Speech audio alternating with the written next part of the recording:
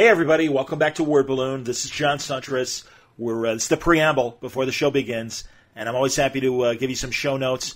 If you have questions, comments, or requests from me, email john@wordballoon.com. It's the best way to reach me. Not Facebook messages, not Twitter messages. Email john@wordballoon.com. Follow me on Facebook under my name, John Suntress, and the Word Balloon Network. Follow me on Twitter @JohnWordBalloon. I have a YouTube channel that is up and running and has videos, and I would like you to be a part of it as well. Would you mind subscribing? It's free. Or I should say it's under Word Balloon. So check that out. And as always, thank you for listening to the commercials before the show starts. I know that people get annoyed by commercials, but they do pay the bills and they do make a difference in my bottom line. And the only way I get paid is if you do listen to the spots. So in advance, thank you for listening. There might be one more spot before we get started, and then we'll be underway with the show. But as always, thank you for your attention. Hey everybody, welcome back to Word Balloon, the comic book conversation show. John Suntress here. Man, I'm bringing back two great conversations with Dave Gibbons. I really enjoy talking to Dave. He has become a great acquaintance that I always appreciate when I get to see him and spend a few moments at a convention or on the phone or even on Skype. And I'm bringing you my two first conversations with Dave. Actually, I take that back. It's the first and third one because I did present the Watchmen press junket that happened at WonderCon back in 2009 as the movie was opening. And he was part of that. He was sitting with Zack Snyder, director, and took a lot of questions from us in a roundtable capacity. But this was a first conversation that we had. Dave was at a convention, and he had a new coffee table book called Watching the Watchmen, which really explained a lot of his design work, things like that. We also talked about the Watchmen motion comic. Remember the Watchmen motion comic? And man, what a great literal translation. Hours long. Each issue took like an hour to get done or over that and everything. So we talk about his conversations with Alan Moore, who had been very public about his negative feelings about the Watchmen film. And we also talked about his 2006 Vertigo graphic novel, The Originals, and the 1985 Superman annual that he and Alan Moore did, The Man Who Has Everything. It was adapted as a Justice League cartoon, and a terrific adaptation it was. It's still one of my favorite Superman stories that he and Alan made, and it also seemed to be a dress rehearsal for the type of storytelling pacing that he did for Watchmen. Then we're going to jump about 6 years later to a great conversation that he and I had about the before. Well, briefly we got into Before Watchmen. Now, Dave was very careful with comments he made about Before Watchmen. He really only issued one public statement, but I had to take a shot, so I did ask him some questions about that. We also talked about Kingsman, the Secret Service, now called Kingsman, but back when it was just an Image comic that he and Mark Miller created, it was just the Secret Service. And man, think about the great opportunities that Dave has had to co-create two such important comic book properties that have become incredible franchises as well. Yes, I'm watching the HBO Watchmen show. Yes, I'm enjoying the HBO Watchmen show. I'll be honest, 5 episodes in, I'm very conflicted about my feelings about it because I know it's being done against Alan Moore's wishes. Dave Baker and I talked about what a lousy deal it was in our last conversation, and that, in a very corporate, ugly way, DC hung on to the rights and kind of reneged on the promise. I'm putting in air quotes that they made to Moore and Gibbons. But I'm really happy to talk to Dave about it. Also, his great work at 2000 AD on things like Rouge Trooper and the like, and just a really great conversation about what was going on in Dave's career then. And man, we're due for a new talk. I've seen him recently at a couple conventions in the last couple of years, and man, I'm just always so happy to see him. And he's such a great guy, always complimentary about what I do here on the podcast, and it means a lot. It really does. So, again, with Watchmen back in the zeitgeist because of the HBO show, I felt let's bring back these conversations with the great Dave Gibbons. So I hope you enjoyed these today on today's Word Balloon. It's all brought to you by the League of Word Balloon listeners. Thanks a lot, League, for your support. A couple newbies have popped up and joined the League of Word Balloon listeners. Thank you. I appreciate your subscriptions to Word Balloon via Patreon every month. It's greatly appreciated, and it helps me expand the show. That's what I'm trying to do with Word Balloon with your help via Patreon. Patreon.com/wordballoon. That is the address if you want to subscribe to Word Balloon and help me out if you can. Do you think it's worth the price of a comic? Do you think it's worth $1 a month even? I hope so. I'm trying to give you some really interesting content that you won't find anywhere else. Don't forget, if you want to subscribe to Word Balloon, go to patreon.com/wordballoon or click on the Patreon ad at wordballoon.com. But thank you greatly for your support, League of Word Balloon listeners. Word Balloon also brought to you by Aftershock Comics. Hey, Aftershock is going to have a hell of a November, and I hope you're joining them with some incredible books that are out this month. Things like Baby Teeth, Volume 3 from Donny Cates and Gary Brown, the collected edition that collects Volume 3, the issues 11 through 15. There's also Baby Teeth issue number 17 from Cates and Brown this month. Number 5 of Knights Temporal from Cullen Bunn and Fran Gallen. August is a Night Lost in Time and discovering shocking truths about his very existence in this series. Rough Riders, the complete series from Pat Olaf and Adam Glass. A great new look at the steampunk era with Teddy Roosevelt, Harry Houdini, Annie Oakley, Jack Johnson among the recognizable history names that you will see in this very interesting steampunk hero group. You Are Obsolete, issue 3 is out. Matthew Klickstein and Evgeny Banyakov. And I am looking forward to talking to Matt before the end of the month. So that's something to look forward to here at Word Balloon. You've got Marguerite Bennett's Animosity. Also a new collected edition of Year 2 is available through Aftershock Comics. Lots of great books, lots of great creators under the Aftershock banner. But don't take my word for it. Go to their website. You'll find full story descriptions, preview pages, and the diamond codes on how to order these books through your local shop at AftershockComics.com. All right, let's get into this first conversation that I had, the first ever with Dave Gibbons. It's Watching the Watchmen was the name of his book, his coffee table book that he was promoting at the time, and it was a great introduction. So here's Dave Gibbons now, for the first time on Word Balloon.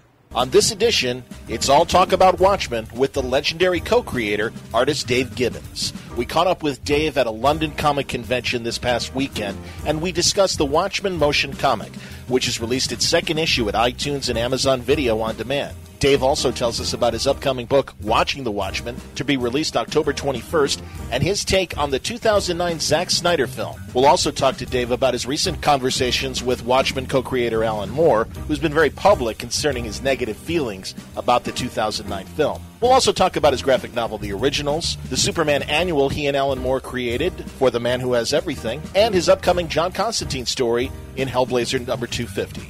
Our conversation with Dave Gibbons begins with a look at his involvement in the Watchmen motion comic. Well, I really kind of consult on it and kind of keep an eye on what they're doing. They've obviously got great expertise in doing this kind of material. They tend to show me the script, first of all, which is really just a kind of lightly edited transcript of the dialogue and so on from the comic. So I get a chance to comment on that. Then they show me a rough animatic, which is the thing, just cut to time so that they can see that it's going to work in the time scale. And then we get maybe another 2 passes of the animation with it progressively becoming more polished, and I offer my thoughts at each point. And then hopefully at the end we arrive at something that we're all happy with. Your style of panel design and sequential progression, is a hallmark for comics, and so many people look to Watchmen as a great example of storytelling where no panel is wasted, no page is wasted. It's interesting. I was kind of fearful that what you brought to the table as an artist might get lost by adding motion to these images. But I'm pleased to say that I found it very entertaining, and I wonder from your standpoint if that was a fear on your point as well. Well, yeah, I mean, I must say my first reaction when I saw some test footage of this was, well, that's kind of good, but does it really need to be done? And I had to think about it a bit, and I actually showed the material to several friends and members of my family, who I knew would give me an honest opinion of it. And the interesting thing was that the people who were kind of in the business, who were animators or involved with computer games, got into the kind of technicalities of it. But the, as it were, civilians that I showed it to absolutely loved it. They thought it was so entertaining and they wanted to see more. And I think I was convinced by that, that rather than be kind of aloof and purist about it, that this was a way of at treating the material that, if it was done properly, could be very entertaining and could attract people to the source material, and actually become a different, what should we say, a different way of getting to know Watchmen. So that was kind of my take on it. And since I've seen what they've done, particularly as I've had, seen the animation get progressively more and more polished, I actually like it very much indeed. And I think that my particular style that I did Watchmen in was designed to be very accessible and very clear, so that it tends to be, fairly straightforward line drawing with flat colour on it. And I think that actually translates very well to animation. It translates very, very cleanly, I think. When people read and reread Watchmen, they suddenly realize, I guess the nomenclature today is Easter eggs of so many little bits of business that are going on in the background, characters popping up. It seems like, again, they've been able to translate that well in motion in this presentation. Well, I think so. I mean, there are lots of layers of depth in Watchmen, and the thing that I did when I drew it was to try and keep things in order of precedence, so that the story was always very, very clear, and you were always looking at the main protagonist. But as it were, out of the corner of your eye, you would see other stuff. Mm-hmm. And I think that's exactly so in the motion comic as well. And I might say it's so in the movie too. But there are things in the background that you catch as you're watching it, and you think, I'm going to have to look at this again to see exactly what that guy was doing, and they paid a lot of attention to that. I mean, for instance, I haven't done a lot of new artwork for it, but one of the things that I did was to draw some more vehicles in the background, so that when you're in the street scenes, you've always got, automobiles kind of smoothly going by, which again adds to the whole atmosphere of being in the middle of a busy city, and really gives you the kind of atmosphere of the place. Well, that's great. We're getting new Dave Gibbons art then in the motion comic that wasn't there for the graphic novel. That's wonderful. Well, that's true. As I say, it's the cars, the electric cars, and the other piece of artwork that I drew and tried to draw it in a way that it would blend seamlessly in was the picture of the Minutemen, which Rorschach discovers in the back of the comedian's closet, and which we then see in Sally Jupiter's apartment and Hollis Mason's place. That's shown many, many times in the graphic novel, but you never actually see it complete. So I actually drew a complete version of that, so that they could, when they zoomed in on it or zoomed out from it or showed a portion of it, it would always be consistent, and that's been integrated into it, and hopefully completely seamlessly. In fact, I even used the very same pens to draw it with as I did way back in the day to draw Watchmen. That's great. I know you started in British comics, and one of your early jobs was to become art director for 2000 AD, but you had done work before that. Were most of your stories in that 2000 AD format, 2-page, 4-page, 8-page stories, those types of things? Not really, and I just have to correct you, because I actually never was an art director on 2000 AD. I have been asked that before, and I think it's one of those things that's on the internet, which appears to be so, but isn't. Okay. I did work for 2000 AD from the very beginning, from the very first issue.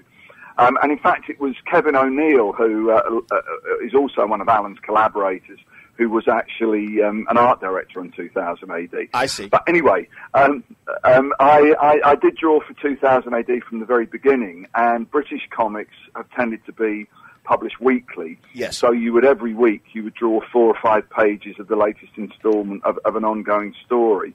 So a lot of the stuff I did, although there were episodes of that length, kind of came together into a much, much longer story. But it was actually on those shorter kind of twist-ending stories that I first collaborated with Alan, and I think was where we first discovered, how much we enjoyed working together, and maybe laid a lot of the groundwork for our later collaboration on Watchmen. Another story that you guys did before Watchmen, if my timeline is correct, was that Superman annual for The Man Who Has Everything? Yes, it is. And in fact, the two things, Watchmen and that Superman annual, were very closely linked. What happened was, Alan and I had been trying to get something going for DC Comics for a while. I was already working for them, drawing Green Lantern, and Alan at that point wasn't working for them. And I quite enjoyed the material I was doing for DC, but I really wanted to do some work with Alan, and we put forward some proposals for things that didn't ever come to anything because they'd already been promised to somebody else. And when I heard that he was doing this proposal for the Charlton characters, I thought, that's something I'd really like to draw. And it so happened that a couple of days later I was going to go to a convention in Chicago as DC's guest. So at one of the parties there, I went up to Dick Giordano and said, Dick, this thing that Alan's working on, I'd really like to draw that. And Dick said, well, how does Alan feel about that? I said, yeah, he'd really like me to do it. He said, okay, fine, that's yours. So that was Watchmen. And I was really thrilled at that. And I then bumped into, literally a minute or two later, I bumped into Julie Schwartz. And he said to me, so Dave, when are you going to draw me some Superman? And I said, well, anytime you like, Julie. Who's going to be writing it? And he said, anybody you want. And I said, well, how about Alan Moore? He went, yeah, fine, fix it up. So I did go to bed a very happy man that day. And in fact, on the day that Alan and I got together back in England to sort of start the groundwork on Watchmen, we also talked about that Superman story at the very same time, and that was that was what we were working on while we were doing the long-term planning for Watchmen.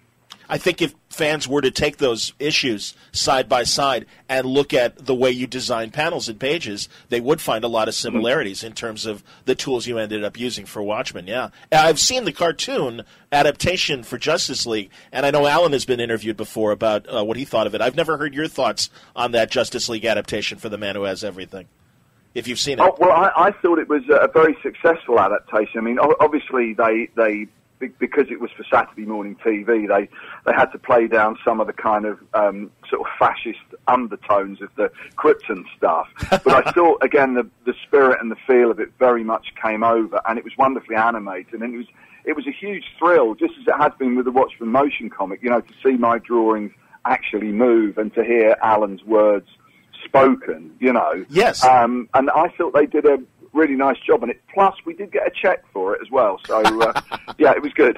How about the narration for the motion comic? Tell me, that guy's got a challenging role, and I think he rises to the occasion. The only time I think it's troubling is when, occasionally it's Sally Jupiter or her mother speaking, that it's going to be a challenge for the narrator. Well, that's true. I mean, again, that was something that I was a little bit unsure about until I heard what he did, and I think he's a tremendously talented actor, I mean, there are so many characters in there that try and give the subtle nuances of difference between them. It's quite a hard thing to do. And there was a decision also made that the word balloons would be kept on there, which I think, again, is a great help to actually being clear about who's speaking. And I know, there has been a lot of comment about the male voice for Laurie and for Sally as well. I think, you do have to perhaps employ a willing suspension of disbelief for that. But I think probably the alternative, which would be somebody else suddenly speaking on the track, probably would have been more jarring. So I think that's one of those things that you have to accept as one of the sort of shorthand necessities of the medium, really. Well, the first chapter came out in late July, and I think was a great success, and I think it was very wise to make the initial episode free for a while as well to get people to sample it and appreciate it. As we're speaking, Chapter 2 has been released, and I hear the plan is then the chapters will come out every 2 weeks on Monday, correct? That's my understanding, yes. And I mean, I do think it was great to give that first episode away, and I was one of the people who downloaded it, and I've got it on my iPhone, and it looks absolutely fantastic on that screen. And I think one of the reasons is that the size of the image there is just about the same as the size of the image in a comic book. So it's got the same kind of clarity and the same feeling of scale. I mean, after months of seeing it, in various versions being not the finished version, to actually see the finished version in the way that it was designed to be seen, really did give me a thrill. And I think it's going to be wonderful to have a new episode of this to look forward to every couple of weeks, in the same way that people look forward to a new episode of the comic book when it came out. We're in the age of the very early age of digital comics, and the motion comic is a good representation. Are the days of paper, clearly numbered? How do you feel about all of that? I don't know. I mean, I think any new technology brings exciting possibilities with it, and of course, with something like Watchmen, we're adapting something that was originally drawn for a static medium. Mm-hmm. It'd be really interesting to see what could happen if you did the original artwork with a view to it later being put into motion, because obviously you would approach it differently. And of course, with the ability to do things on different layers when you're doing computer graphics, it wouldn't be very, very difficult to separate foregrounds from backgrounds and so on. And in the way that they do with other computer-generated material to, amass sort of assets of characters and backgrounds and situations that you could later recombine. So I think I'd be really interested to see, once people start to think about that as being a prime medium rather than an adaptation, I think you could get some very interesting stuff done then. And I rather suspect that it will eventually develop its own grammar and its own approach. And I think inevitably some styles will fit the medium better than others. I mean, I think, as I say, the kind of clear style and the flat colouring that I use for Watchmen works very, very well. I've seen some other material as well, which, again, because it's drawn almost in a kind of animated cartoon style to begin with, works very, very well. But no, I mean, I haven't got anything in mind at the moment to do in that particular medium. But I do think it opens up lots of storytelling possibilities and, again, new ways of delivering story material. Last week on the Entertainment Wires, it was announced that Zack Snyder, the director of the Watchmen film, had an audience, and they ran a few scenes. And you mentioned that you have obviously been part of the film process as well. How much of the film have you seen? I have seen the entire film. Excellent. Yeah, they did a screening shortly after San Diego Comic-Con, which was a friends and family screening where they asked people who had been involved with it, and also people, I think, who they knew they'd get straight answers from, and asked us along to have a look at it and critique it. I mean, I was absolutely blown away, and of course it's a very strange experience for me, because Zack has been so faithful to so many of the images that we had in the graphic novel, that to see them on screen is weird, because I kind of visualized them many years ago in my head before I drew them, and now they've been taken from the drawings and made real, and they're rather like what I saw in my head then, so it's got this weird kind of circular feeling about it, but I thoroughly enjoyed it. I was thrilled by the whole thing, and I could have watched a lot more of it. I think the cut we saw was getting on for 3 hours long.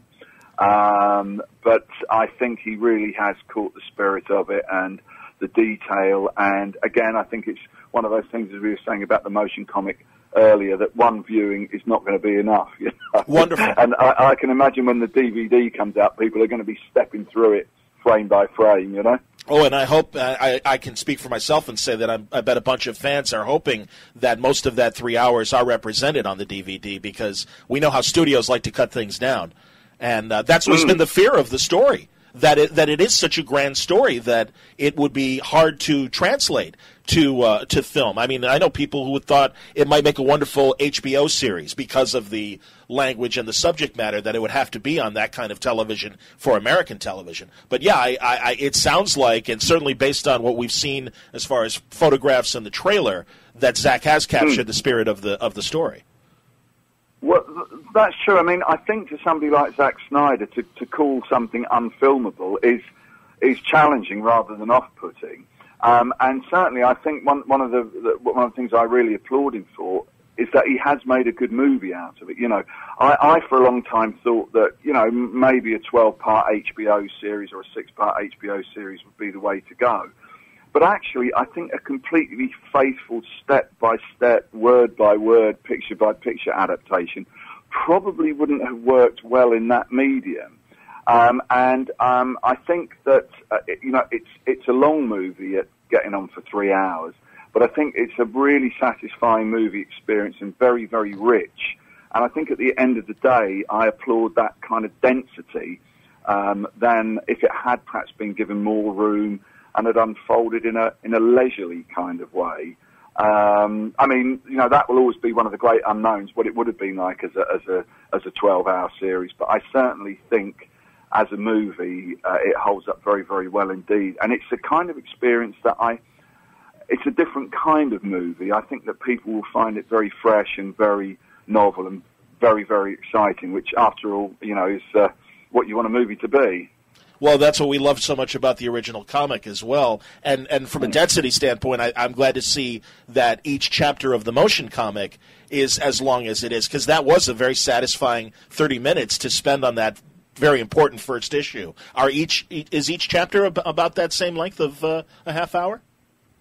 Yeah, I think they work out to be more or less the same. I mean, some chapters are more wordy than others. Sure. I was just looking at the almost finished animation for episode 4, which is the Dr. Manhattan on Mars one.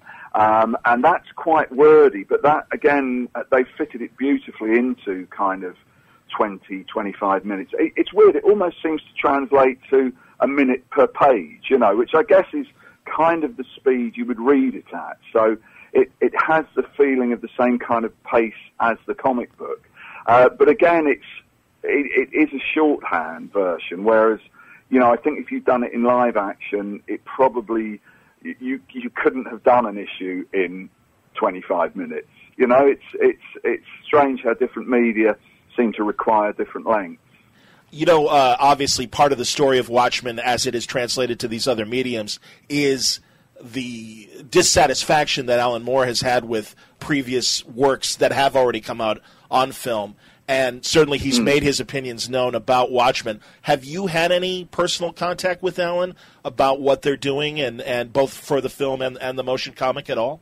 Sure. Well, I mean, this is a question that has come up certainly a few times already, and I'm sure will come up again. But the answer is really quite simple. Alan has had a bad experience with Hollywood in the past, both with what they've done to his material creatively and also in the way that he's personally been treated. And he just made his mind up, actually, before V for Vendetta, the previous movie based on his and David Lloyd's work, that he didn't want his name on it and he didn't want any income from it. And he was quite clear that this was what he wanted from Watchmen.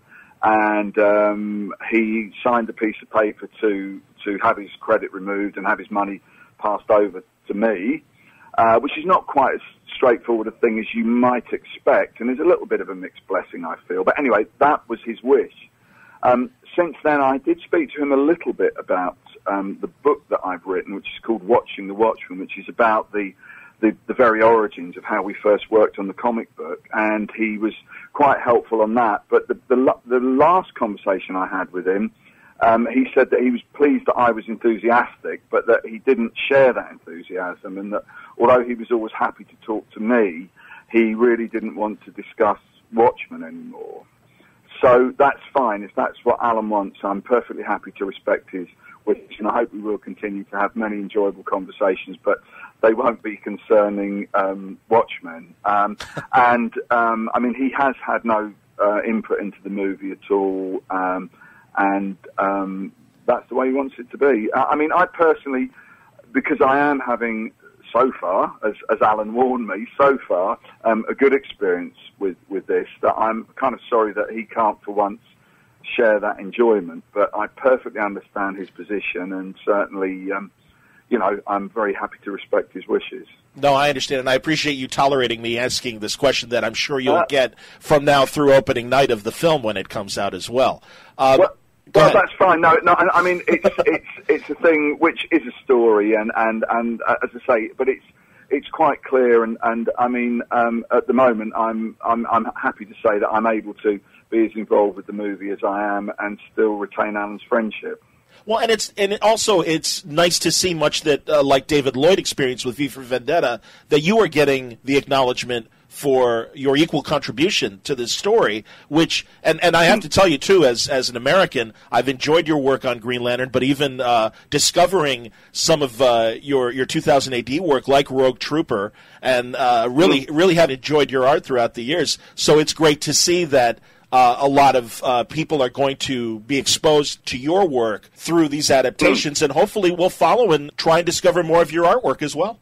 Well, thanks. I mean, I do appreciate that, and I mean, there is a strange irony about it that in journalistic shorthand, there is often references to Alan Moore's Watchmen, Alan Moore's V for Vendetta. Alan is always scrupulous in pointing out that we did this or me and Dave did that. Sure. But it's always been kind of that Alan has been credited with it. It's never really worried me. I mean, members of my family would say, why didn't they mention you? Your name should be on it as well. But of course, the real irony with the Watchmen movie is that it will be my name on it alone, Yeah. But by the same token, I mean, although Alan doesn't want his name on it and doesn't want that official credit, I certainly want to make sure that nobody's under the apprehension that it was me and me alone that was responsible for it. So, it is still by Alan Moore and Dave Gibbons, even if it doesn't say so on the packet.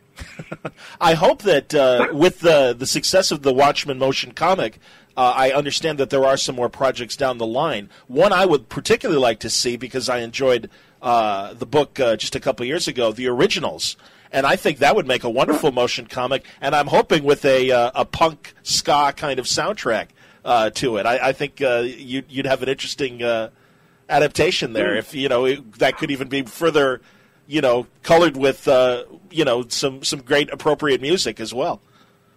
Well, that's very interesting. I must say that in all modesty, that hadn't really occurred to me before. But I can see how that could work. And yeah, I mean, I'd love to pick the soundtrack for that, because I think it could be. I mean, as you know, I did integrate kind of record labels and stuff into it, because that was so much of the experience that I had when I was growing up. And of course, it'd be really interesting to have some music that was kind of new, but in the style of, Absolutely. So yeah, I could see that would work quite well. And black and white. I mean, I deliberately did the book in black and white just to stand out from all the coloured stuff on the stands. So yeah, I could see that might be quite novel. I'll have to phone up my friends at DC and see if we can arrange that. And another black and white story of yours is being adapted, I understand, to the motion comics. And that is your Batman black and white story. The Black and White Bandit will be among the stories that they'll be presenting, I hear. Is that correct? Oh, I understand. Yeah, I mean, and that in some ways was a kind of a dry run for the originals. I used a lot of the same techniques, and again, the idea of it being in just several tones of grey. Yeah, I'd be interested to see how that looks, and if that looks really good, well then, all the more reason to do the originals, I guess. That's great. And also in that particular Batman story, the motif is not just in the lack of color, in that the story is in black and white, but so many references in the story itself. And I don't want to spoil for people, but yeah, who haven't maybe read it or seen it yet. But yeah, that was a really clever way. And again, I really admire the way you are able to tell a story in short form. As you say, those British stories were episodes of a longer story, but you really had to still have a satisfying read within 2 to 8 pages. And it is something that I admire about a lot of you guys, because I think that's a challenging skill that today's comic book writer and artist don't face as much in America. Well, thanks. Yeah, I mean, perhaps that comes out of the kind of British experience of having to produce 4 pages of solid story a week, or a short kind of 4-page twist-ending story. But certainly, I mean, one of the pleasures I get when I write a story is telling it as concisely as possible, that to boil it down to the least number of words and the most potent images, Yeah, I mean, that's the kind of story that I always like to read, and I guess that's the kind of story that I always try and do. And it's very interesting. One of my abiding memories of Watchmen with Alan was there was a particular scene that he wrote where I felt there were too many words in it, and he agreed, and he'd been doubtful about it, and he actually rewrote it and managed to say exactly the same thing in half as many words. So I think it's true that the real skill of writing is in rewriting, and something that does give me pleasure is to tell a story, as concisely and economically as possible. What's coming up for you in comic books? I hear, are you working on Hellblazer 250? I did write a story for that, and it's the second Hellblazer story I wrote. And strangely enough, the first Hellblazer story I wrote was in black and white. It was actually a text story that was illustrated in black and white that came out in an anthology called Winter's Edge a few years ago. So that was about Christmas, and they said that they wanted one for Hellblazer 250 that was set at New Year's Eve. So I thought, okay, well, if I do that, I've kind of covered the whole holiday season there. I really enjoyed writing that, and I'm very pleased to announce that it's being drawn by a friend of mine called Sean Phillips. Oh, wonderful. Who I know will make a really nice job of it. He's already been to London taking lots of reference photos, so I'm really looking forward to seeing what he does with that. Wow, that's a great combination. I'm a fan of Sean's from his work with Ed Brubaker on Sleeper and Criminal as well. He is one of those artists, Sean, who makes it look so simple, but he's such a wonderful draftsman. I'm really pleased to be working with him. What's your next art project coming up, as far as drawing a comic or anything? I mean, the kind of Watchmen seems to have taken my life over again, because I'm doing, which I'm kind of pleased about. I'm doing the consultancy work on the motion comic, and there's a computer game which I'm also doing some work on, and I'm doing some licensing artwork for DC to make sure that we keep all the characters, on model. And with the various, in fact, I'm off to New York Monday, to see some of this footage that you referred to earlier, the kind of half-hour version of it, which is being shown to the press. So one way and another, I think from now until probably the movie premieres, it's going to be Watchmen, which takes most of my time. Something else that I have been working on is finally putting together all the Martha Washington material that Frank Miller and I have done over the years. Absolutely. And that's all going to be collected together into one really big book. It's actually a much bigger book than Watchmen. It's going to be 500 and something pages. Wow. So I'm working on putting that together. And of course I've got this Watching the Watchmen book coming out, which I believe there are going to be printed copies in the world in the next couple of weeks, which I'm also doing promotion on. So it's mainly Watchmen stuff.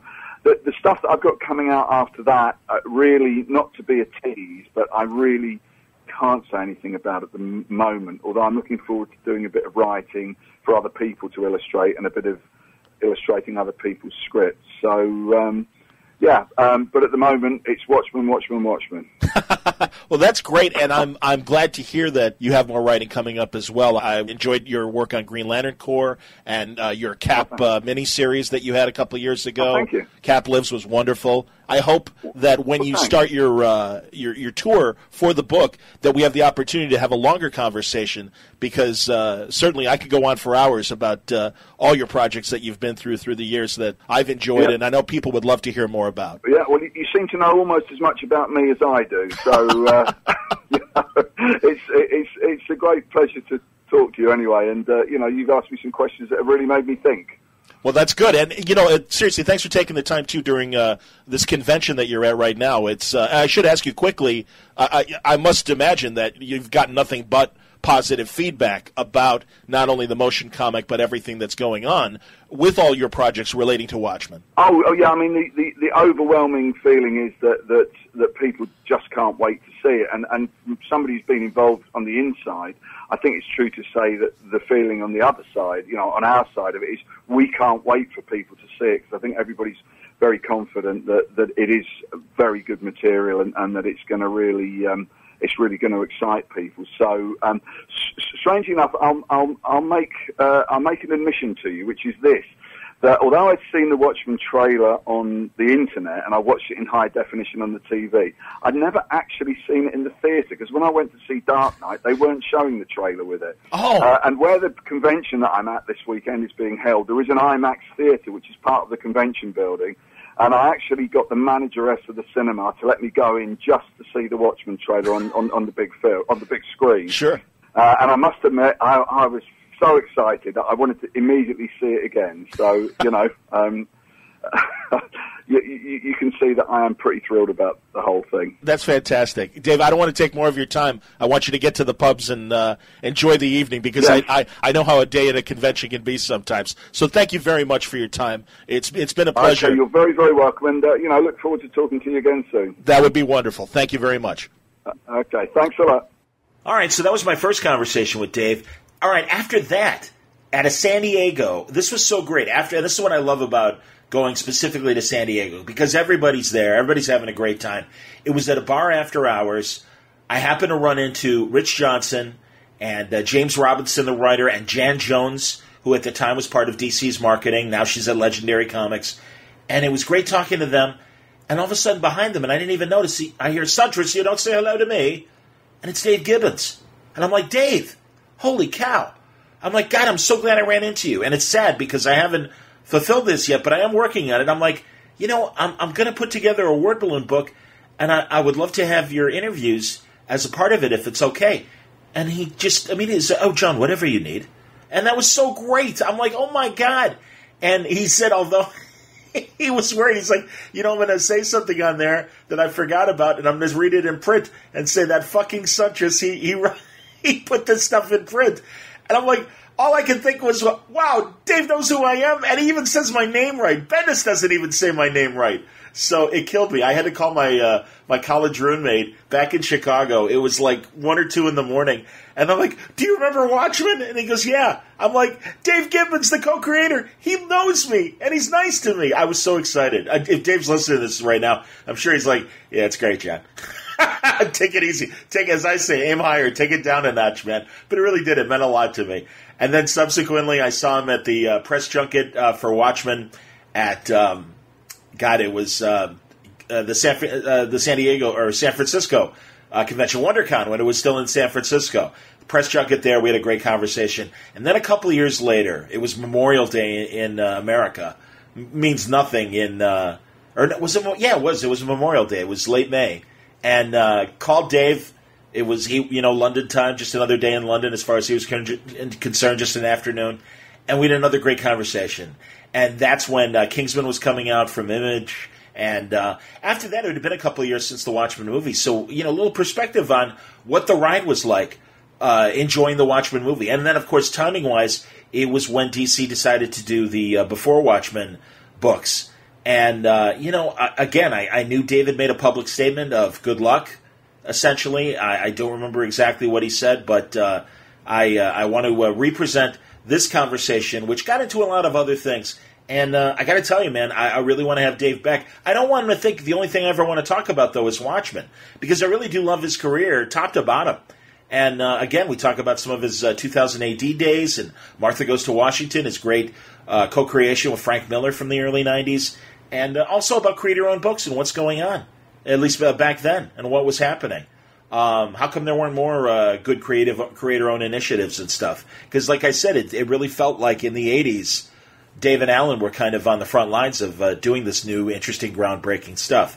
So let's continue now with another conversation with Dave Gibbons on Word Balloon. Welcome back to Word Balloon. Well, it's a pleasure to be back, John. I really enjoyed the podcast, and I remember we spoke a long, long time ago when the Watchmen movie was all abuzz, so it's good to talk to you again. I am really enjoying the new series with Mark, The Secret Service. Well, thank you. And, if I may, because we talked right around the time before the movie came out, and your book had been out as well about your process on Watchmen and that. Just looking back on those last 3 years, it really seemed like a wonderful victory lap for you. And I wonder from your perspective, from the movie moving forward and stuff, what the last 3 years have been like. Well, I don't know that it was a victory lap. I'm not quite sure what the victory would be. I perhaps still being here after 25 years might be a victory in itself. But no, I mean, I really, really enjoyed the whole Watchmen movie experience. Shortly before it started, I actually had dinner with Mike Mignola. And I said to Mike, you've been through the Hollywood mill with Hellboy. What can I expect? What should I do? What should I be careful of? He said, well, Dave, first of all, there probably won't be as much money in it as you might think. And he was absolutely right, even more so in the case of Watchmen, which, as you know, is owned by DC Comics. He said, but you will have some great travel. You go to some great places, stay in nice hotels, meet some really interesting people. So just enjoy it. And that's what I did. That was my watchword.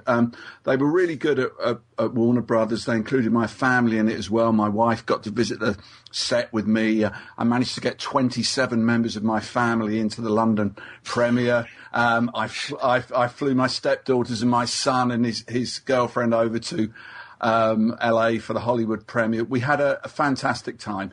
And of course, the movie was out for a week or two. And then magically, Hollywood stopped calling. But I had been warned of this, and it was just what I expected. But really, the kind of year and a half when it was all rolling along was a really good time. And I was able to get involved in things like the motion comics, which I believe we spoke about before. Yes. Which was an interesting experiment. You know, I have my reservations about it. I think there's something there with the combination of comic strips and motion or interactivity that needs exploring, and I am actually on other fronts exploring, which we may talk about later. So that was a great experience.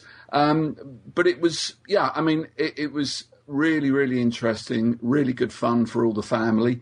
And then it stopped. And so then I've had to get back to my fighting weight and start producing monthly comics again. And let me tell you, although I can still do it, I was a little bit rusty, and initially things were taking me a little bit longer than they used to. I guess this is the story of age anyway. But as succeeding issues go by, I'm getting faster and faster and remembering exactly what it felt like to be in full production. Fortunately, not quite as punishing as when Alan and I were doing Watchmen all those years ago. But it's much though I enjoyed swanning around the world being Dave Watchmen Gibbons, it really is nice to be back at the drawing board and to have some good scripts to work on and to have the buzz of excitement of new material getting out there.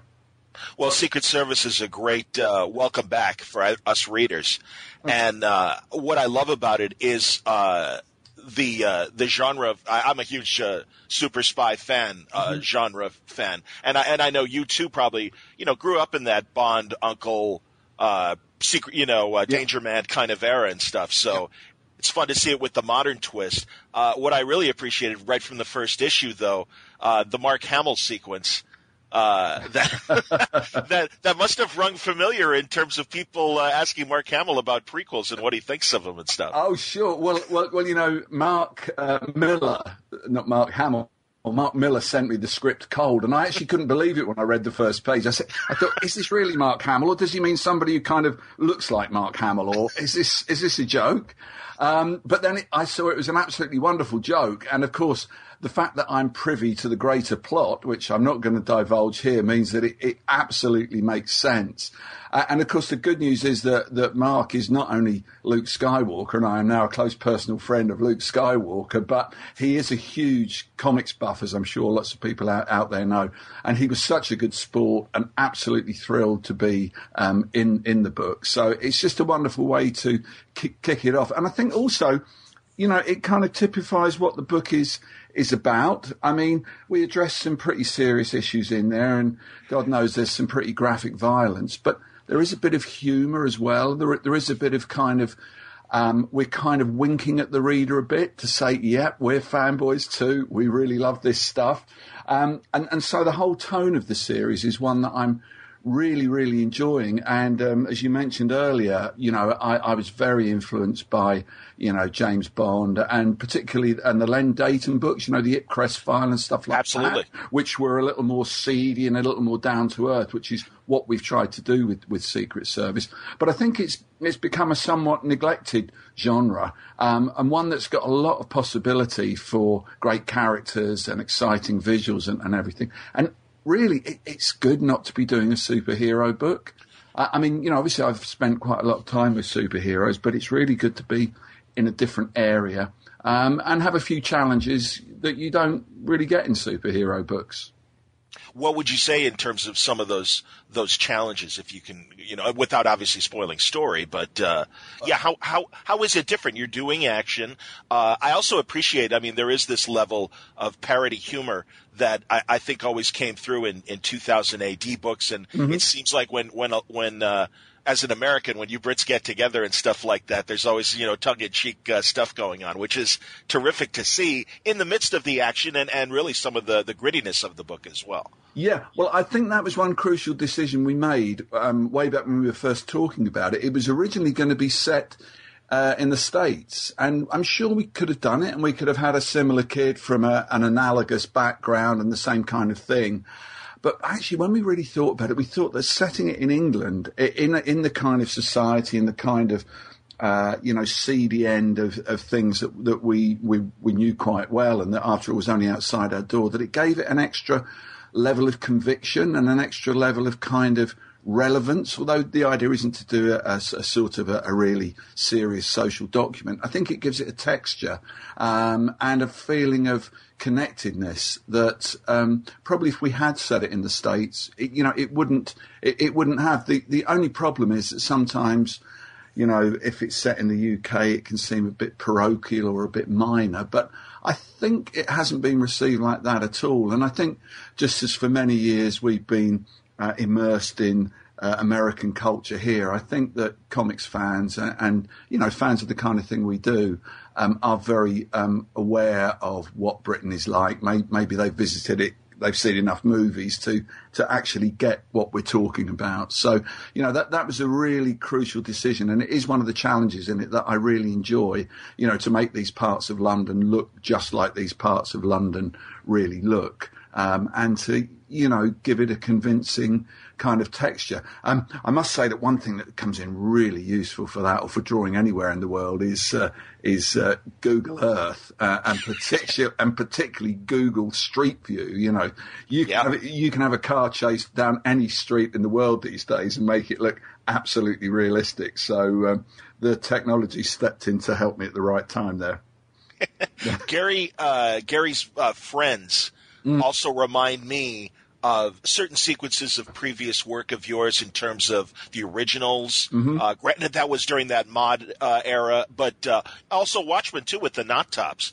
And I really appreciated. I thought it was kind of an interesting callback, and it's neat to see that kind of action and stuff. Yeah, well, I mean, that's an area that I've always been really interested in. As I've said before in interviews about the originals, I was a mod. I had the scooter, I had the clothes. I still love the music, So that was my first, really substantial piece of work that I both wrote and drew. And I chose that as the subject because it had to be something that I really had a passion for. And yes, there is an element of that in Secret Service as well, that we see that kind of fairly closed youth culture. Obviously, Gary's going to break out from that, although it takes him a bit of effort to do it. It's very hard to turn your back on your friends and go to a different life, which again is something that we really enjoy. And I think also, Mark has got nephews, and I've certainly got nephews and friends where you see kids and you think, at this point you could go one of two ways. You could really make good, or you could be lost forever.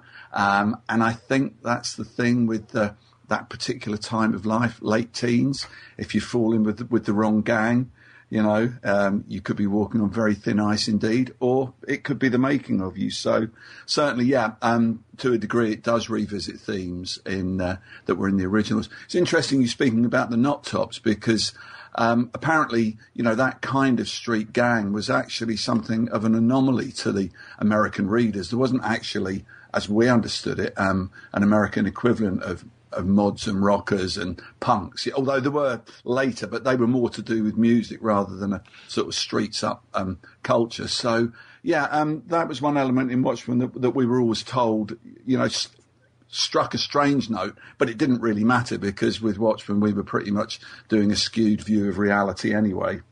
I suppose the skinheads of America were a couple of years after Watchmen, because, and again, at the time, it didn't, I was reading it certainly in issue form when it was coming out and stuff, so it didn't occur to me as anything different than, a bunch of teenage kind of hooligans and stuff. But yeah, now, looking back now, it kind of does. I think the knot tops have that kind of similarity to the skinheads, although the skinheads, I think, are a little bit more politically and racially motivated maybe than... Well, that's the thing about it, because, in England, the skinheads came pretty soon after the mods, and there certainly was not a racial element at all. In fact, over here, the skinheads' favourite music was Jamaican ska and reggae. Okay.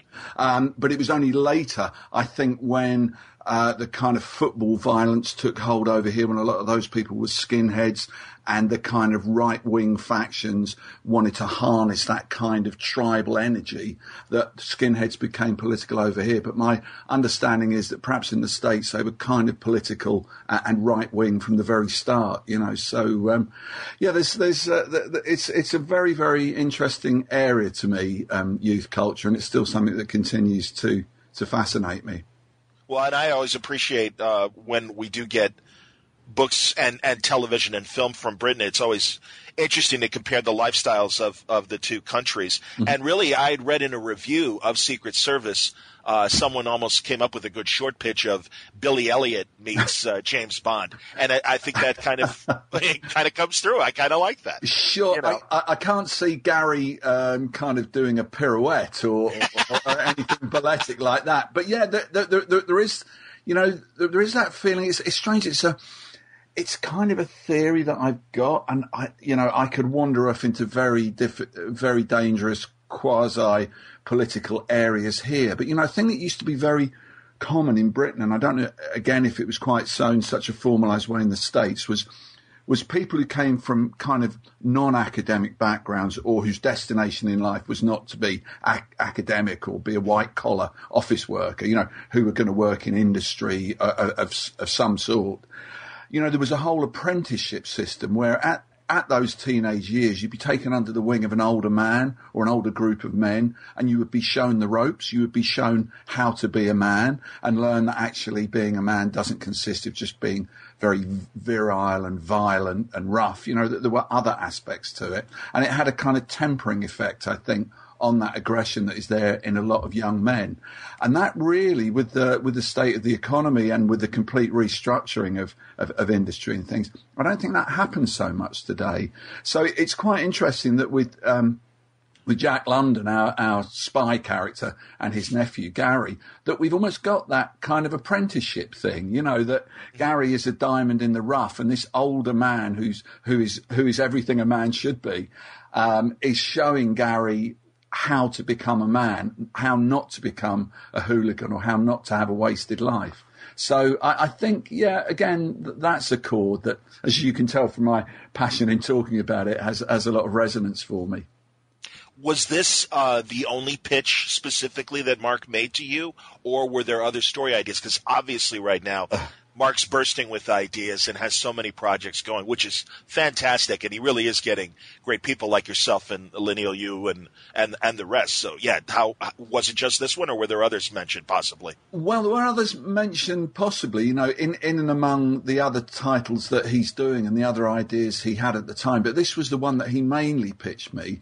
Okay. And it was the one that from the beginning I thought, I could really do something with this, another bunch of kind of cosmic superheroes. Well, I've dabbled around a bit with the Green Lantern Corps, and all of Mark's ideas are great to me. I think he comes up with fantastic stuff and stuff that's completely revitalized that end of the industry. So, but I just kind of thought, well, let's see what he comes up with for me and run with it. I was a little surprised, given that a lot of his output has got a superheroic slant, that it wasn't a superhero thing. But I couldn't be happier to be doing something that's got these slightly, offbeat elements in it.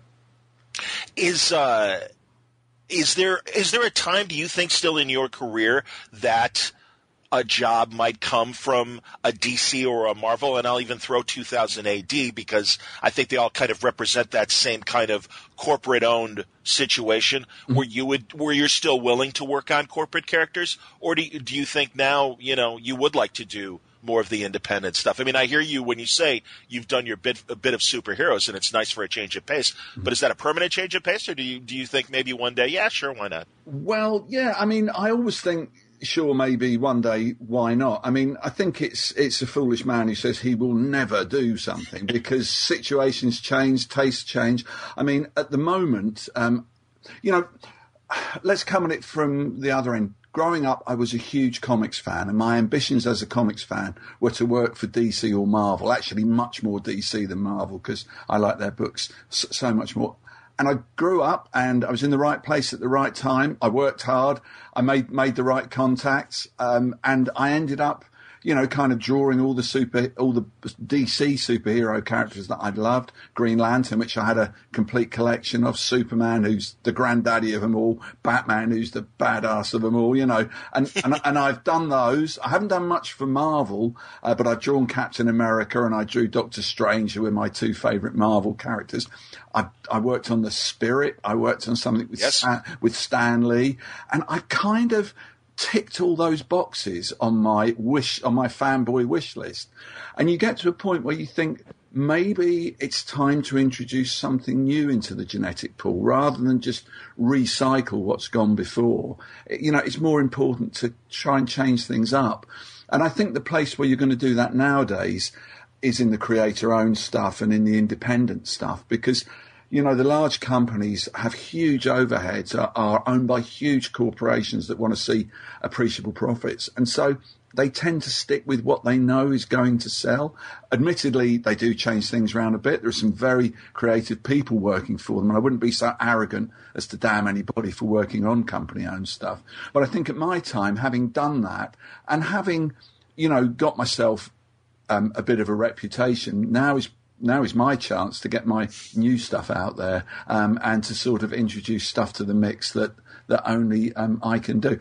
And also, it's really nice to know that you own your characters. And, Mark and I can do whatever we like with the Secret Service. If we have a marketing idea, we just have a phone call and we do it. If we want to sell the rights to somebody in Brazil or wherever it might be, we do. If we want control over the way the book looks or how it's published, it's ours. And, that's something which I think as a creator is really important. And, I certainly feel much, much happier owning something than kind of doing work for hire on something that somebody else owns. Given what you guys were all able to accomplish, and when I say all, I don't just mean Alan Moore, I mean Frank Miller and Art Spiegelman. I know you even obviously eloquently put in a recent interview, it was that 1986 year where Mouse, Watchmen, Dark Knight all happened and was such a big first step. I kind of compare it to astronauts in that you guys really were kind of the Mercury astronauts and made those first steps. And certainly with Watchmen, you and Alan are Neil Armstrong and Buzz Aldrin there taking those steps on the moon. And you guys went so far. And much like the astronaut program, it's an amazing accomplishment. Creator-owned, was such a great first step for creator-owned, and in a lot of ways, steps forward were made since then in the generations that followed. But by the same token, it doesn't seem like you're too far from those first steps right now. And given your perspective as someone who's kind of lived through these years, I wonder how you feel about that. Yeah, well, I mean, that's an interesting analogy to think of us as space cowboys. I mean, I've often likened it to kind of D-Day or something like okay. There's the Watchmen landing craft and the Dark Knight landing craft and the Mouse landing craft, and we managed to get on the beach and the drawbridge clanks down and we rush out and we're there and we're fighting. And where are the reinforcements? Where are you guys? And it kind of was like a false dawn, I think. I mean, undoubtedly, there was something about the atmosphere at the time. And I think the fact that Watchmen and Dark Knight just coincidentally happened to come out together, I think was tremendously good for both of them because it gave the sense of a movement, although it was only a mass movement of two things. And of course, Mouse was slightly off to the side. It didn't have, right. It wasn't aiming at quite the same audience. But again, it showed the possibilities of what could be done. And I don't know. I mean, you know, it was a thing that Alan and I always regretted, that the kind of lesson that was taken from Watchmen was make everything grim and gritty. That wasn't the message at all. It was, you know, we've had superhero comics for decades. How about this for another way to look at them? You know, this is the, if you like, the grim and gritty, deeply psychological way to look at them. But, you know, you can look at them differently. You know, I think people like, I've got a tremendous respect for Grant Morrison's work, for instance, and he's honed in on that basic kind of hallucinatory, almost psychedelic, you know, madness of superheroes, which I think is a great take on them. And he's got all sorts of kind of interesting and perhaps slightly tongue-in-cheek theories about how we might actually conjure real heroes up if we really, really believe. It's a bit like the kind of Tinkerbell effect, I guess. But it's a really interesting thought anyway. You know, I mean, there have been interesting things since, like Kurt Busiek's Astro City and stuff like that. So again, I have to be careful, you know, because we happen to be there at the right time with Watchmen, and we happen to have our say first. I couldn't discount everything that's come since, and I wouldn't want to. The kind of paucity of truly different ways of looking at these kind of archetypes is a little disappointing. On the other hand, you know, the range of comic books that is available nowadays is amazing compared to what was available in the days of Watchmen and Dark Knight's first appearance. And, you know, there's companies like Image and there's companies like Dark Horse and, you know, some of the DC and Marvel stuff. I mean, they've got their mature imprints and their slightly offbeat imprints. So I think, in truth, there is a greater range of stuff there, but there doesn't seem to have really been anything that's had that kind of, you know, sense of revelation that we were lucky enough to get with Watchmen. I wonder, too, though, from the creator-owned standpoint, because you and Frank Miller, for example, after your successes with Watchmen and Dark Knight, were able to, you know, step forward with Martha Washington. And then I think in the generations that follow, as you say, you mentioned the Image movement and stuff, to today, and honestly what Mark is doing with Miller World, and also what Robert Kirkman is doing with his stuff. It seems, you know, Image had that big 20th anniversary expo at the beginning of the year while the London Super Show was going on. Yeah. And it really seems Grant is now at Image with a new book debuting in the fall. You've got guys like Jonathan Hickman, who I think has 1 foot at Marvel and certainly 1 foot in his own creator-owned stuff. And I wonder, and that's even where I kind of, again, make that astronaut analogy, or even, as you say, storming the beach.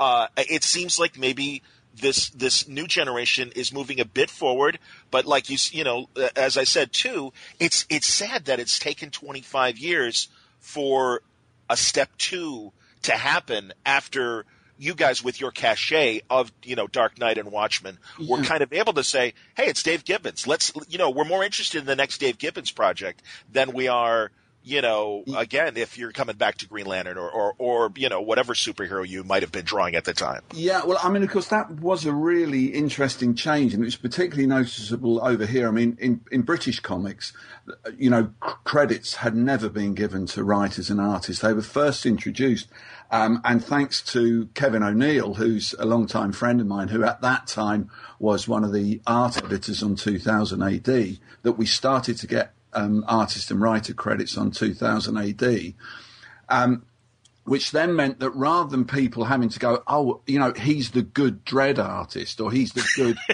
they could say it's Mick McMahon, or it's Kevin O'Neill, or it's Brian Bolland. And it then means that people can reliably follow their favourite artist or their favourite writer rather than the character. Time used to be, you know, again, to broaden it out to the States, if you got the gig drawing Superman, you were made because he was the you know, tentpole character. And, certainly. And if you were attached to that. And, of course, they started to give credits much earlier, or I say much earlier, maybe 10, 15 years earlier in American comic books. But it then meant that as an artist or a writer, you could become the hero of the book. And I mean, my comic buying pattern isn't, I'm not in any way loyal to characters or publishers. I'll buy anything that Mark Millar writes. I'll buy anything that Alan Moore writes, anything that Frank Miller does, Mike Mignola, all these guys whose work I like, I will follow them anywhere. You know, so that's a huge change to the field, that has crept up slowly. And I think also that, I mean, people like Mark Miller are very shrewd, and they've had enough experience and have made it their job to find out enough about how do you promote things, what are the figures really like on this, what does work, what do people really want, that we're starting to get writers and artists who have the kind of business acumen of the large companies as well. And I think that, you know, to run a lean kind of two-man operation where between you kind of cover most of the bases is a very strong position to be in. And it isn't for everybody. And I don't think it necessarily means that you abandon the large companies. I think it's really interesting the way that people, Market, again, is the obvious example, have been able to bring their mass audiences from the Marvel books over to the creator-owned stuff. And I think that's a very, you know, shrewd and savvy thing to do. You know, is a way in which we probably have an advantage over the previous generations.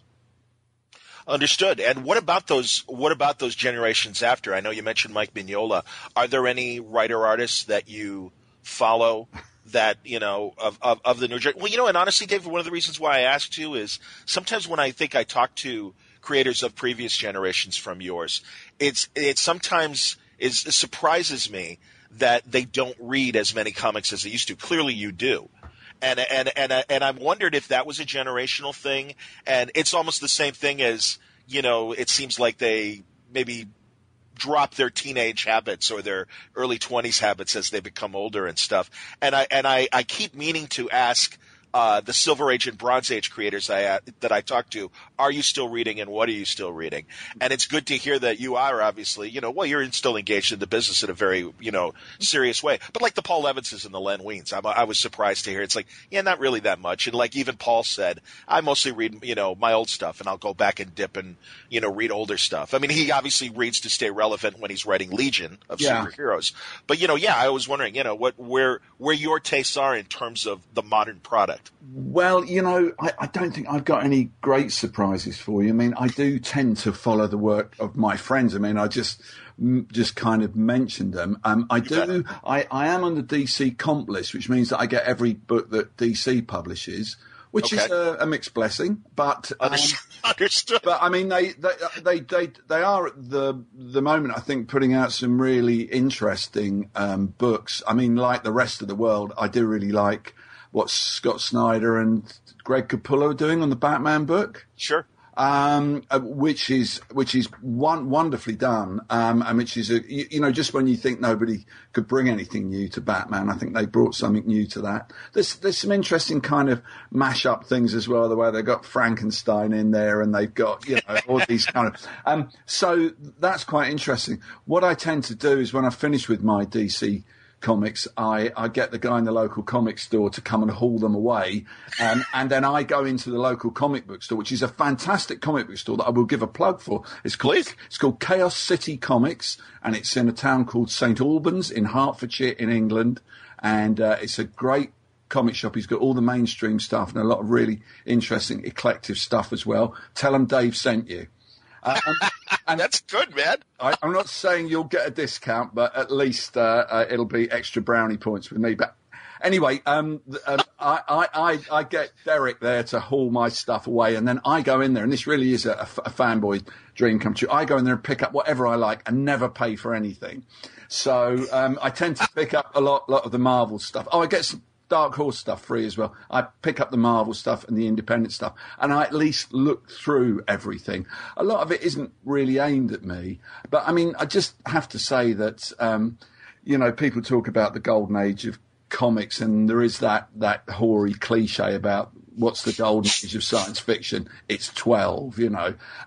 Absolutely. So I mean, I think in many ways now, when I look in my local comic book store, it is the golden age of comics because there is all the company stuff. There are all the old favourites, the Green Lanterns, the Superman, the X-Men, the Fantastic Four. There's a lot of creator-owned and independent stuff. And there are wonderful, wonderful archives of all the great comics. I mean, even as I sit here, I'm looking at, there's a Milton Caniff book, and I've got Robert Fawcett, the illustrator, wonderful Jim Lee hardcover book, Tim Sale book. You know, I've got all my Doctor Who stuff in a hardcover. You know, there's wonderful stuff around at the moment for anybody who loves comics, and of course the fact you don't even have to go in a comic store to get quite a lot of the current stuff, although I sort of really wish you would. But you know, I'm if I start to say who I really like and who I really follow, I probably won't mention somebody that I really wanted to, maybe even mention somebody that I didn't want to, but it was the only name I could remember. So fair enough. I'll leave it kind of a bit vague and global. But that answer actually inspires a couple other questions, and one I don't want to run away from while you mentioned Doctor Who, because it's so nice to see your stuff back in new edition or new print and everything. And I'll tell you, man, I remember we would get reprints here in America when on your runs, and I was always thrilled about that as well. But are you among obviously the millions over there that certainly you love what's been going on with Doctor Who? Have you enjoyed the series in its new incarnation? And well, I have to tell you that I really honestly have never been a huge Doctor Who fan. No way. No, I mean, to me, it relates in a weird way to your James Bond question. To me, just as James Bond is Sean Connery, the Doctor is William Hartnell. The old guy with the white hair in scratchy black and white, and the sets that wobble when someone walks past. That to me is the Doctor, and I can appreciate how well done this latest series is, and I have on occasion watched it. But I have to be honest and say I'm not a huge Doctor Who fan. I enjoyed drawing Doctor Who because it was just the kind of thing I like. It's got humour, it's got new environments every few pages. Absolutely. And it's a great character to be associated with. When you say you do comics, people go, what, like the Beano, which is our humour comic, or yes, sir. If you go, no, Green Lantern, they go, Green Lantern, all right. But if you go Doctor Who, Doctor Who, so I mean, it was a tremendous thing to be associated with. As I say, actually, in my foreword to this huge new recollecting of it, I don't own any rights in it at all, which makes the experience of seeing it still being reprinted after so many years and so many incarnations, somewhat of a bittersweet experience. Not quite as bittersweet as when I see the prices that original Watchmen artwork is going for, but nevertheless, it's just great to see the stuff still in print, and I'm glad people are still enjoying it. Well, and then because I think all of you are facing this now with your creator-owned ideas. We're in this age of digital comics. And as you say, you would love it if people would go into the direct market stores and buy comics there. Mm-hmm. But as we enter this digital era, and even in something like Secret Service that is this spy book and stuff, there is that, spy novelist followers that would, I think, appreciate a book like this. Do you have thoughts in terms of how to, and I know this is the $1 million question, how to get the non-comic book readers into these genres? Because I agree with you, this is a current golden age. There haven't been, as many genres available for all tastes since maybe the 40s here in America. Mm-hmm. And that's why it's so great that everyone is experimenting in these other genres. But a lot of times the direct market just isn't the place for them. I was speaking with Greg Rucka last week, mm-hmm. and we were talking about his pirate comic. It's a great steampunk pirate comic. Where to find the shops and where to find the eyeballs. They're there. There are steampunk fans. But how do you make those fans aware of these other genres that are being played with in comics? Well, of course, that's the lure of the digital medium, isn't it? That there's a vast audience out there, and you've only got to interest a minuscule proportion of them in it to have a market that would be far bigger than what you sell of print comics in comic book stores. I really don't know. I think something it seems to me that all these different media are converging. I mean, I know it's been a buzzword for a long while, but this idea of transmedia, where a property exists in various incarnations, that if you want to read it on your iPad, you can. If you want to see an animation, you can. You want to play the game or see the movie.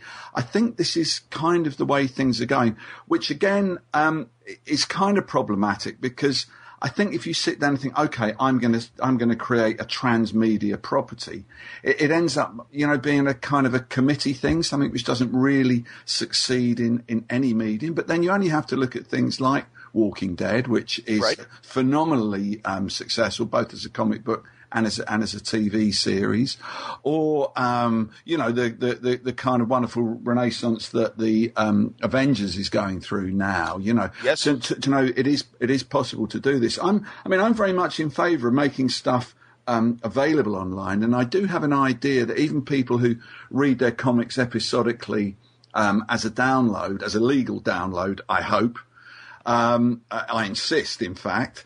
That even the people who like to read it like that will at some point want to buy the book. That we perhaps might be seeing a kind of a variation of buying the single comics and then buying the trade, or possibly buying a couple of the comics and waiting for the trade. I think that might be a kind of a possible digital entry point to it.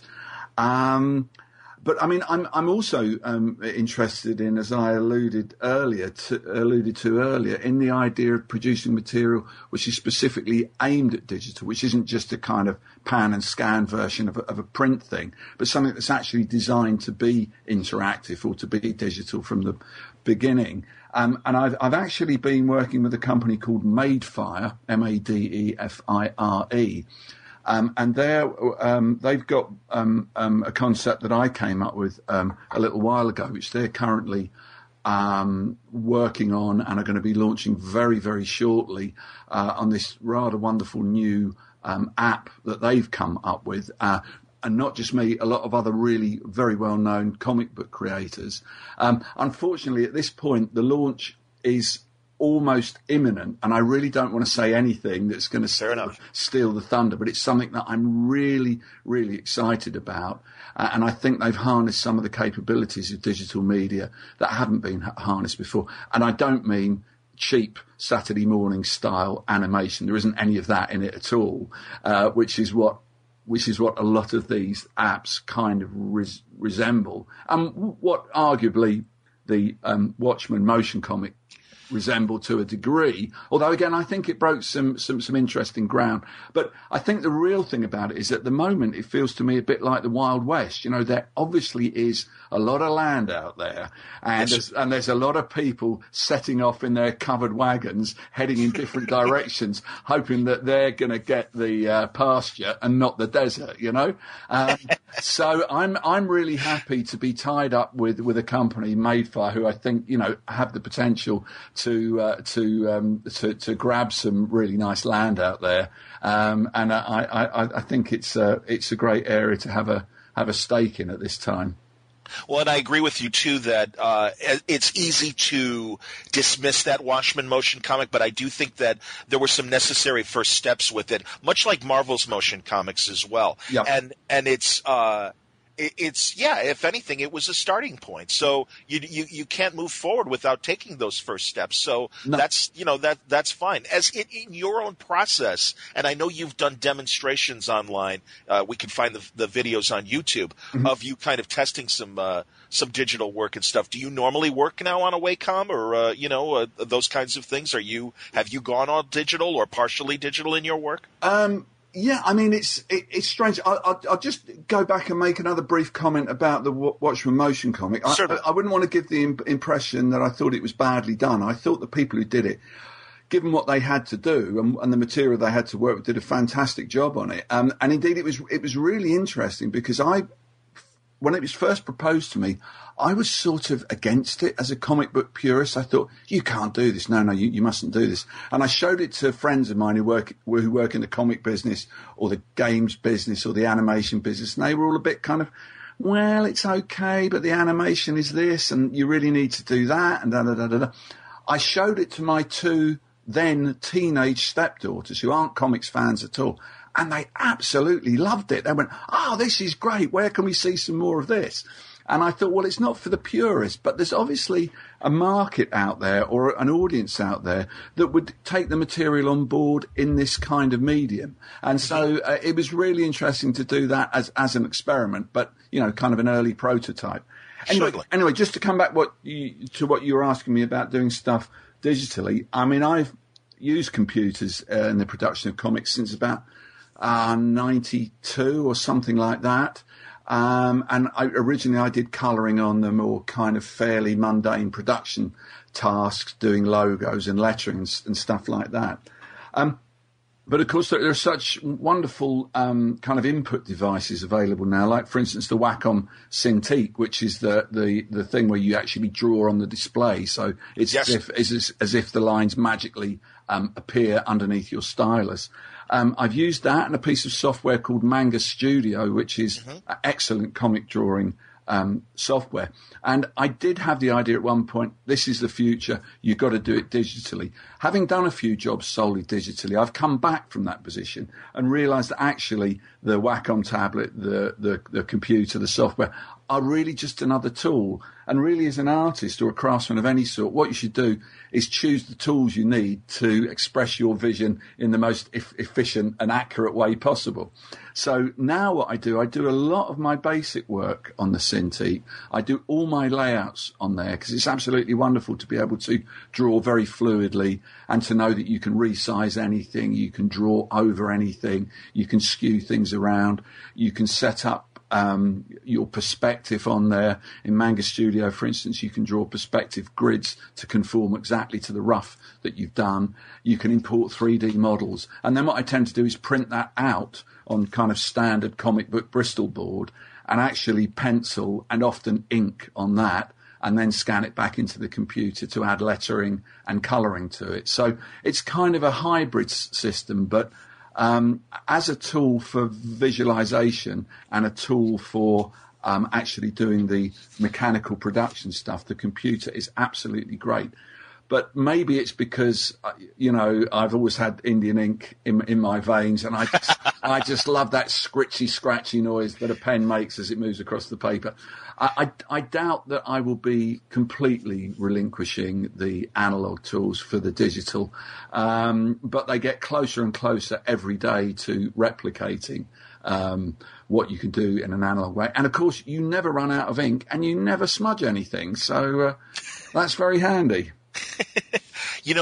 Obviously, one of the great things about not only Watchmen, but your Superman annual for the Man Who Has Everything that you and Alan did, you employed a lot of great, not tricks, but, obviously there was more business going on in each panel, and obviously by design to really allow the reader to really enjoy the pace of the story and to really give more dimension to the story. And I know I watched your Kapow video interview with the guy from SFX magazine, and you were talking about your book, The Originals, your mod book, and that you are playing with the idea of kind of making that available in a digital way. Yeah. And I wonder, again, because I think digital, we're seeing with Mark Waid's experiment going on his Thrillbent website, where I think digital is really, the pace of reading and where your eye goes, as opposed to when, someone's reading it on paper, it really is up to the reader to kind of move their eye everywhere. Yeah. Digital, you're able to manipulate that more. And obviously I sense you see that potential as well. And I wondered if you wanted to speak about that at all. Yeah, well, I mean, what I think I'm interested in is for the viewer, the reader, whatever you want to call the digital equivalent of a reader. I think I want them still to be having a reading type experience. In other words, they view the material, they read it in their own pace, in their own way, as opposed to an animation where it happens at a set rate and they have to follow it. I think it's the reading end that's most important. But within that, there's wonderful things you can do. And I was very impressed with what Mark's doing there. Again, it's a bit experimental, it's a bit prototype, but there are some things that he and the artist have done that work exquisitely and get effects that you couldn't get on a static print comic. without doing anything corny, without having animation or any sort of corny sound effects or anything like that.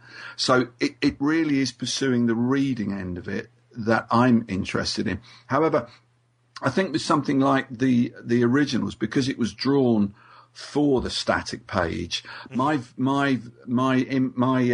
vision for that's the word I'm groping for. My vision for that is more or less to port it just as it is to the iPad, because it's almost exactly the right format. It's kind of a short format. It's not as tall as a regular comic book page. Certainly. It would fit on the iPad beautifully. Because it's in black and white, it would also, I think, look really cool and stylish, which was, again, one of the things about the book, that I wanted it to look cool and stylish and very designed. Absolutely. And the other thing about it is that there is a lot of, well, I think very interesting background stuff. You know, because I was a mod when I grew up, there's some really interesting stuff there that I know I could share with a reader that I think would enrich the experience. You know, a bit like if you buy the box set of a TV series, you've got the commentaries and the behind-the-scenes stuff and the background. I've got some wonderful newsreels that may well be in public domain of the actual kind of mod riots way back in the 60s. There was also the other thing that's really interesting. I spoke to a guy who's quite a well-known musician about doing a promo kind of record for the originals when it first came out, to have the kind of music that I imagined that the originals would listen to, which was basically kind of 60s American black dance music. And he kind of created some tracks. Unfortunately, the marketing plan for the originals graphic novel meant that it wasn't feasible. But we have got these music tracks as well.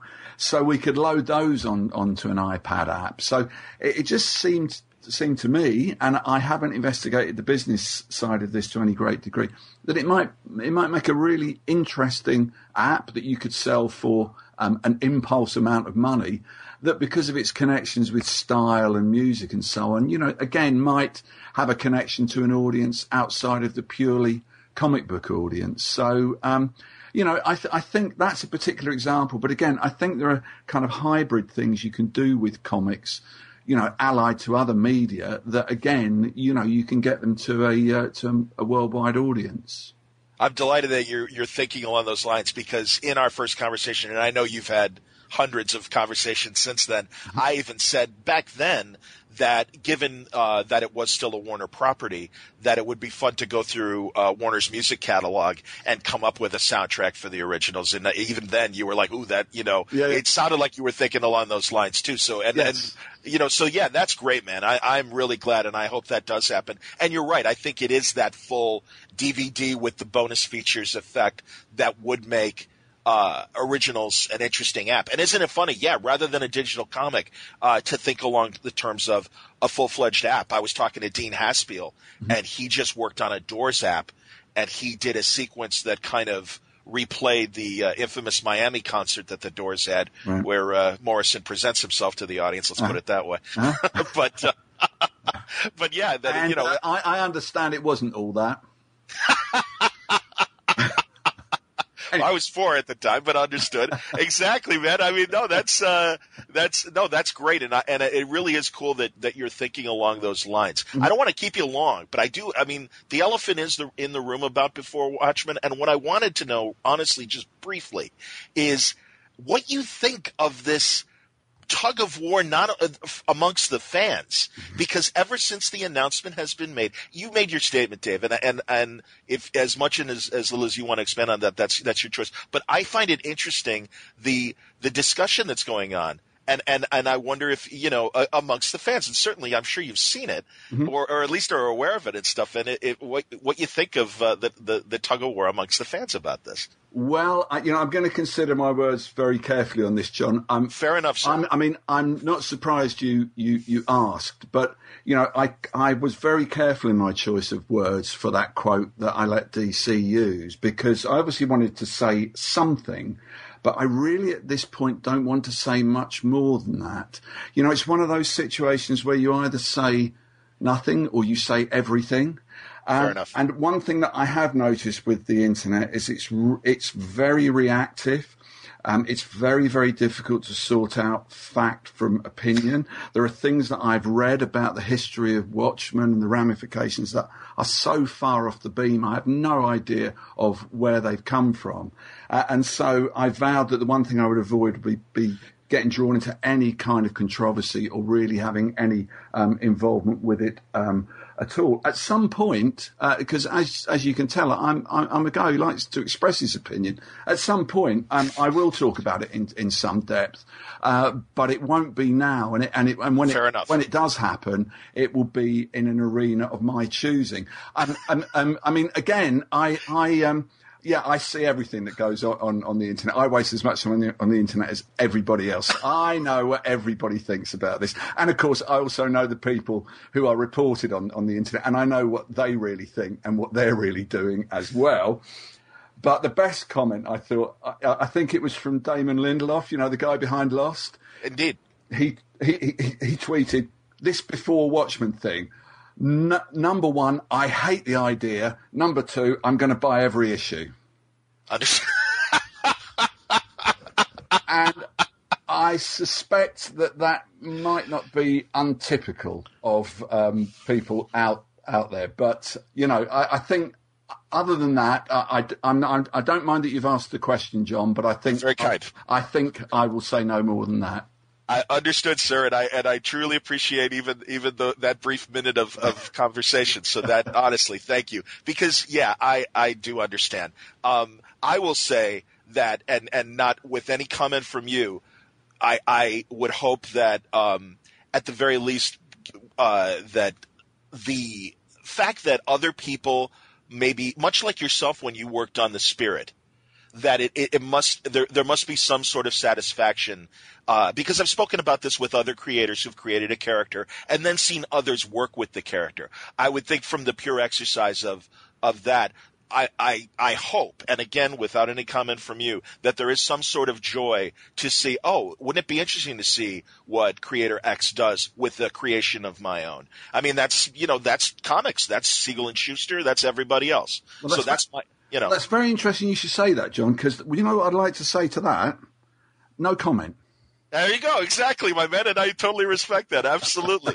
No, thank you, man. And truly, I appreciate you taking a moment and even explaining yourself to that degree. Okay. So fair enough. But no, honestly, man, this is great. Secret Service really is. It's a great welcome back. I know it's 5 issues. As of your video interview with Kapow, you said you were in the midst of issue 3. I don't know if there's an update since then. I'm now towards the end of issue 3. That all has to be put to bed in the next kind of week or so, and then it's onwards and upwards with the distraction of the summer, including going to San Diego. Where I will be promoting the Madefire app, which I mentioned before. I'm not quite the salesman that Mark Miller is, but as you can see, I'm not learning too bad at the master's knee.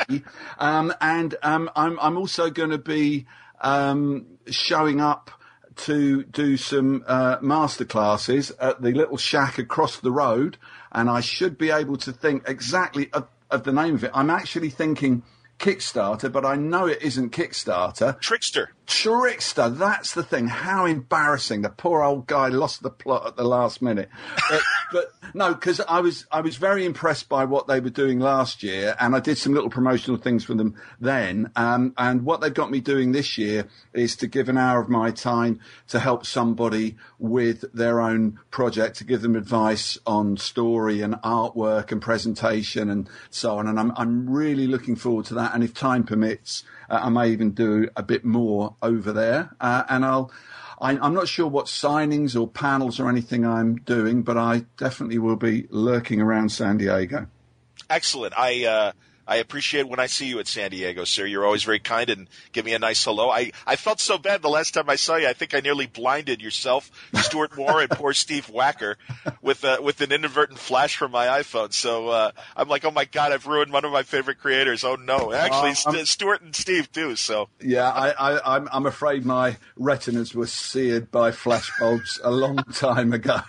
But, But I do appreciate your apology, and if I don't recognise you, it's due to the aforementioned seared retinas. And if you'd like to ask me then about Before Watchmen, I'd be happy to give you another cheery no comment. That's understood, and then I'll think maybe a couple of years, much like the Olympics, maybe by 2016 we'll be able to talk about Before Watchmen. Well, if you see me run into the convention hall with a torch in my hand, you'll know that that's the time. No, thanks for your time today, man, and okay. Truly a pleasure talking. Continued success, and I, as always, I look forward to our next conversation, and hope it doesn't take 3 years for the next one. Absolutely. Well, thanks very much indeed, John. Thanks for the interest and the chance for me to give my views, and I will continue to follow the podcast with joy. It does help to pass the hours slaving at the drawing board, and I look forward to being blinded by you in San Diego. There you go, Dave Gibbons. Two great conversations from 2009 or 2008, I guess, was the first one, because it was before the Watchmen press junket, and then we spoke again in 2012, I believe. I'm really sorry that I'm not giving you exact dates here, but two great old conversations with Dave Gibbons. I hope you enjoyed them, and looking forward to a new one soon. We saw each other at a New York Con just a couple of years ago, and I know he was working on a project and said when he's ready and that is done, he would like to come back. I'm hoping to get him back sooner than later. So we will make plans. I'm going to wait till after the HBO series is over, because I don't want him to think I'm just doing it to kind of hype the TV show. I guess that's what the purpose is for this one, and also to bring back another great conversation of Word Balloon that some new listeners might not have heard in the archives. So I hope you enjoyed these talks with Dave on today's Word Balloon, all brought to you by the League of Word Balloon listeners via Patreon. Again, if you want to subscribe to Word Balloon, you can go to patreon.com/wordballoon, or go to wordballoon.com and click on the Patreon ad right there on the front page. But thank you for your support, League of Word Balloon listeners. And thank you, Aftershock Comics, for being a great sponsor of Word Balloon, with wonderful books that are waiting for you right now, like the first edition of Dark Red, the first collected volume of the first 5 issues. Tim Seeley and Corin Howell, a fantastic vampire story in the flyover states. And, they even have monster problems, even in the Midwest and stuff. Pretty neat stuff. There's also Dark Ark After the Flood from Juan Doe and Cullen Bunn. Things like Baby Teeth Volume 3 from Donny Cates and Gary Brown, and the current issue of Baby Teeth number 17 out this month. There's the Rough Riders Complete Series hardcover from Pat Olaf and Adam Glass, a great collection that collects 3 of the Rough Rider volumes, great steampunk action featuring a lot of historical people. You Are Obsolete, number 3 from Matthew Klickstein and Evgeny Bornyakov. And Juan Doe's own series, Bad Reception, is the 4th issue is out then this month. Shoplifters Will Be Liquidated from Patrick Kindlin and Stefano Simone. Midnight Vista from Elliot Rowell and Clara Meath. Also another great Aftershock series. Issue 3 is out there. Really great books. Go to their website. You're going to find incredible books that bend all the genres and tell really great stories. Top creators doing their best. Don't take my word for it. Go to their website. Full story descriptions, preview pages, and the diamond codes on how to order these books through your local shop at AftershockComics.com. Thanks again for listening. Thank you, League, for your support. More great conversations to come here in November. Next episodes of Word Balloon are going to be a lot of fun. Marvel creators, DC creators, and an amazing celebrity conversation that I'm just delighted to present to you this week. All coming up before the end of the week, right here at Word Balloon. Stick around. Be watching for your feed. Another Word Balloon will drop in just a few hours. Until then, Word Balloon is a copyright feature of Shaky Productions, copyright 2019.